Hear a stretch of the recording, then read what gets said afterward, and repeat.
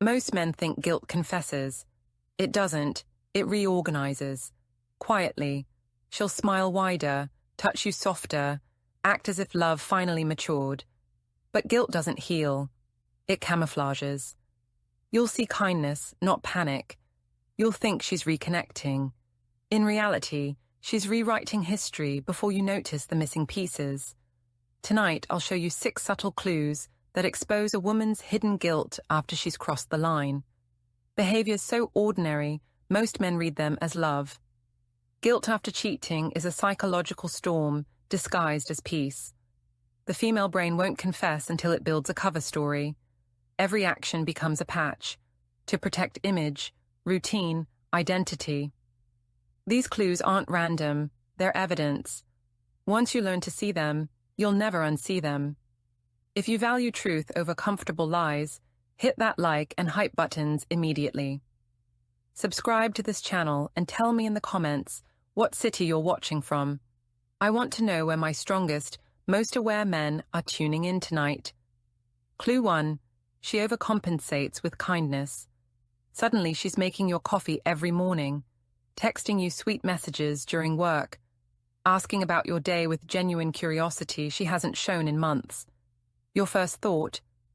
She's finally remembering how to love you. Wrong. She's not rediscovering love, she's managing perception. This is reactive guilt regulation, doing good to offset wrongdoing. Her brain needs to balance the moral scales. Every extra kiss, every thoughtful gesture, every "I love you" becomes evidence that she's still a good person.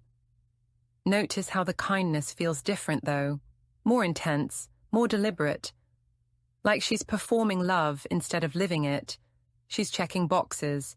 Good girlfriend, caring partner, devoted woman. But here's the tell. This kindness exhausts her. You'll catch micro moments where her smile drops when she thinks you're not looking. The effort shows. She's not loving you harder. She's laundering her conscience. And guilt-driven kindness always has an expiration date. How long can artificial sweetness hide the bitter truth underneath? Clue 2. Her attention shifts. To her reflection. She's buying new perfume, spending longer in the bathroom, taking selfies she never used to take. You might think she's finally taking care of herself again. Actually, she's auditing herself. Guilt increases self-monitoring. Every mirror becomes a confession booth. She's not looking at her reflection for you. She's checking if the woman who cheated is still visible on her face. Can others see what she did? Does she look different? Changed? The gym membership, the new haircut, the sudden interest in skincare. These aren't self-improvement projects. They're control mechanisms. She's rebuilding her image from the outside in, hoping the outside will convince the inside. Watch her eyes when she looks in mirrors now. There's searching there, questioning. She checks her reflection more than she checks your eyes. That's because mirrors don't ask uncomfortable questions. They just show what she decides to see. When her reflection becomes her primary audience, you've lost center stage. But here's what almost every man gets wrong about this behavior. Clue 3. She tries to control the narrative. Listen carefully to how she talks about your relationship now. You've been distant lately. We needed some space anyway. Things haven't been the same between us for months. Notice something. She's explaining your feelings to you. This is cognitive reframing, her mind neutralizing her own guilt by rewriting history. If your relationship was already broken, her cheating becomes inevitable, almost logical. The scary part, she sounds reasonable, calm, mature, like she's gained some deep insight about love and relationships. But she's not sharing wisdom. She's building a version of reality where what she did makes sense, where you're partially responsible, where the relationship was dying anyway. She'll reference conversations you never had, feelings you never expressed, problems that didn't exist until she created them. This isn't gaslighting, it's worse. It's a retroactive justification. She's editing your shared past in real time, deleting chapters that don't support her new story. When she starts explaining your own emotions to you, the truth is already being rewritten, and what happens next will change how you see everything. Clue 4. Her affection turns mechanical. She returns to physical closeness, but something feels off. The timing is wrong. Eye contact shortens. Her touches feel rehearsed, like she's following a script of how loving partners behave. She hugs longer but feels absent. This isn't about physical intimacy.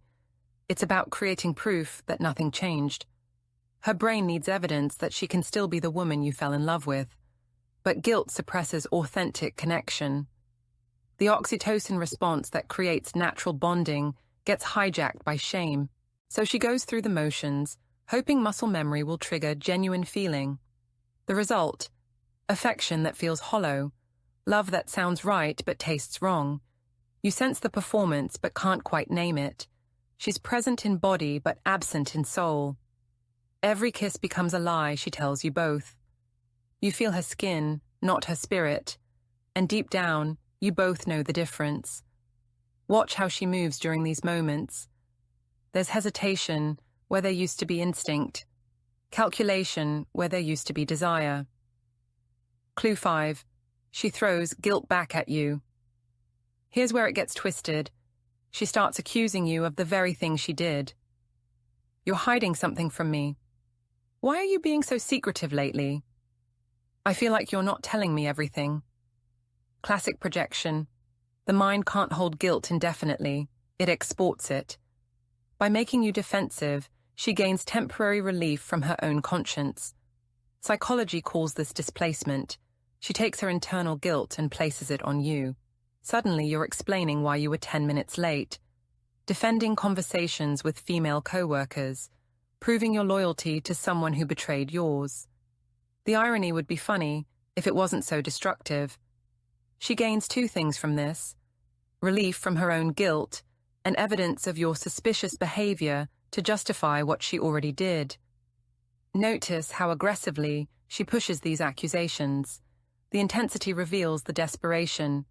She needs you to be guilty because it makes her feel less so. The louder she questions your loyalty, the guiltier her silence becomes. But this is only the beginning of how deep the psychological manipulation goes. Clue 6. She becomes calm. Too calm. After weeks of internal chaos, something shifts. She stops the overcompensation, stops the accusations, stops the desperate performances of love. She becomes eerily peaceful. No more arguments, no emotional outbursts, no curiosity about where you've been or what you're doing. You think you've finally found stability again. Wrong. This isn't peace, it's shutdown. She's accepted the split inside herself. The guilt has hardened into numbness. Psychologists call this emotional numbing, a defense mechanism after moral injury. She's not calm because she's healed. She's calm because she's given up fighting the war inside her conscience. This is the most dangerous phase because it feels like relief, like you've weathered the storm. But you haven't found peace together. She's just stopped feeling altogether. Her voice becomes monotone. Her responses were predictable. She's going through the motions of a relationship with someone who's emotionally checked out. When calm feels cold, you're living next to someone who's already gone. Guilt doesn't cry. It reorganizes. Every clue is a system trying to stay intact after betrayal. She's not your enemy. She's her own. But once guilt hardens into that final calm, love can't breathe there anymore. Don't chase apologies. Watch patterns. Because guilt doesn't fix what it broke. It only hides it until you stop looking.